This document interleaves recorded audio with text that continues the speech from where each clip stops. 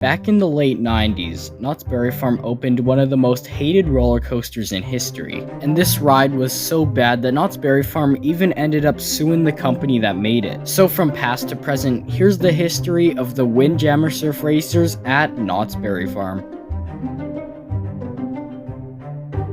So back in 1995, Knott's Berry Farm announced that a new roller coaster would be joining their lineup at the park. So this ride at the start sounded like it would be a pretty good attraction.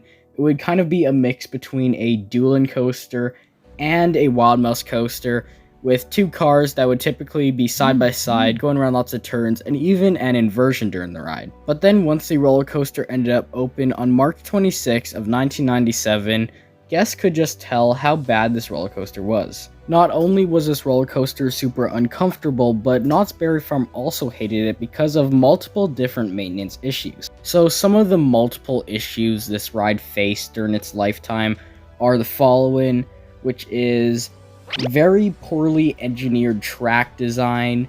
Also, some of the safety restraints on this ride did not work as they were supposed to.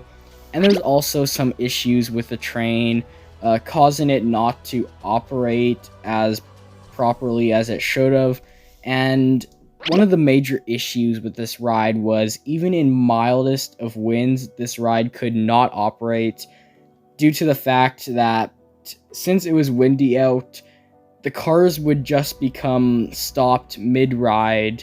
And this was one of the major things that made Knott's Berry Farm end up wanting to close this ride and even going up to suing the company. So a few years after, Knott's was getting tired of all these different problems, so they ended up closing the ride just after New Year's of 2000 and suing the company that built the ride, Togo, for $17 million in damages. Sadly, this lawsuit never actually ended up happening, so Togo didn't have to pay $17 million to Knott's Berry Farm, but this doesn't mean that the company wasn't affected by this. So shortly after this lawsuit incident, in March of 2001, Togo ended up filing for Chapter 7 bankruptcy in the US and shutting down all their American offices because they were very severely affected by this and they just weren't really making any money after this whole Knott's Berry Farm incident, which kind of ruined the company's reputation in the US, but that isn't the same for other companies as they still operated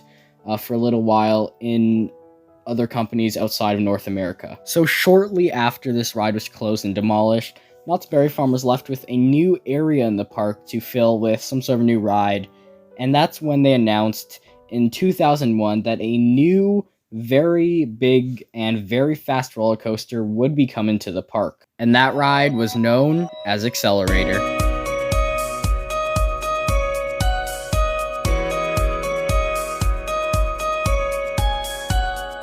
So even though this ride does not exist anymore, comment down below if you remember going on this attraction ever, and tell me your experiences on it, and also comment down below what ride you want to hear the history of next.